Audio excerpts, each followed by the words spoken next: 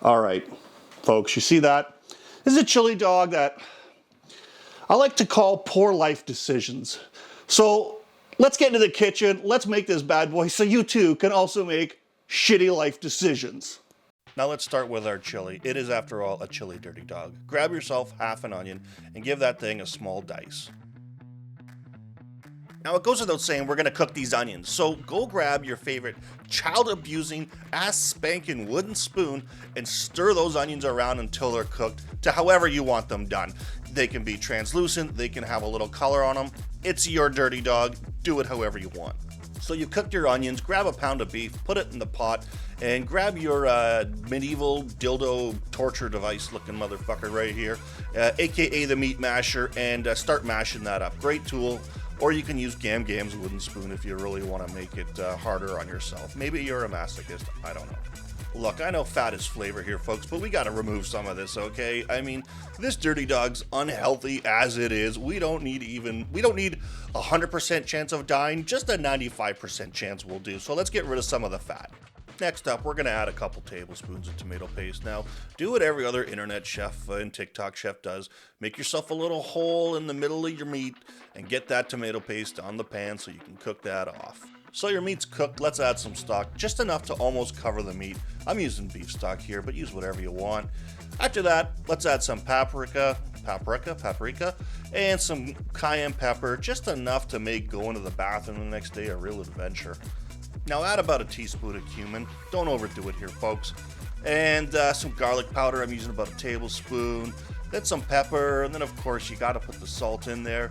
And lastly, some Worcestershire sauce. Now listen, folks, every time you use this stuff, just after you put in as much as you think you need, put a little extra, put one in for your homie, okay?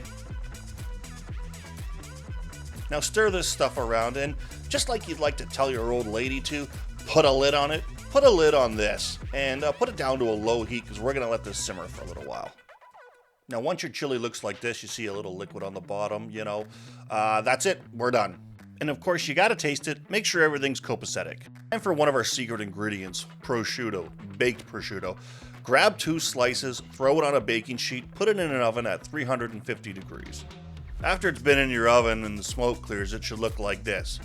Baked prosciutto is like bacon on methamphetamines. Delish. Now give that prosciutto a nice fine choppity chop.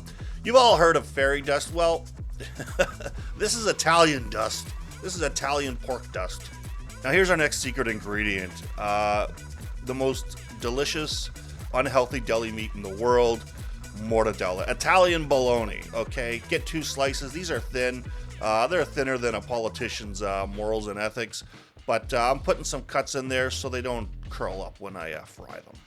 Now we've got our mortadella frying in the pan here. I bought the prepackaged stuff. It's pretty thin, like I said. You may want to get the butcher to cut you off something a little thicker, but not too thick, okay? We're not eating a fucking bologna sandwich here, folks. Fry that up until it's nice and crispy. So here we have our dirty dog. I've cut it in half. Guys, I know it's painful to look at. Trust me, it was painful to cut. Okay, because we all thinking the same thing here, right? But there's a method behind my madness here. This will allow more chili and more toppings inside the bun so it's not overflowing, because there's nothing worse than a chili dog and all that shit just falls off. I don't know why they don't do this. Anyways, we're gonna just fry this up in the pan for a while until it's, as you can see, nice and brown on both sides. We're at the home stretch here, people. Let's assemble this. Here we've got our mortadella. Look at that, it's beautiful. The sauce is coming next. We got some sriracha. Listen, folks, no sugar paste here, i.e. ketchup. That shit is for the birds. Mustard, you gotta have mustard on the dirty dog. The only other acceptable sauce, oh, there's our split hot dog. That looks painful. Guys are cringing everywhere looking at that. Sugar paste, it really doesn't deserve to be on a hot dog, a dirty dog. Here we got our chili. Okay, I admit it, folks, it doesn't look that great, and the lighting looks a little, well, but I promise you, it really does taste good, and it goes well with this dirty dog. Next up's our cheese. We got a slice of provolone here, and we want it melted, but we're not throwing it in the oven, so make like an Iraqi prison guard, take out your blowtorch, and, torch this thing and melt it up. Lastly, we're going to make like an Italian Tinkerbell and sprinkle on a little Italian pork dust. That's going to finish this thing off. We're done. That's Poor Life Decisions chili dog. We got our mortadella, our prosciutto, our sriracha mustard, our dirty dog.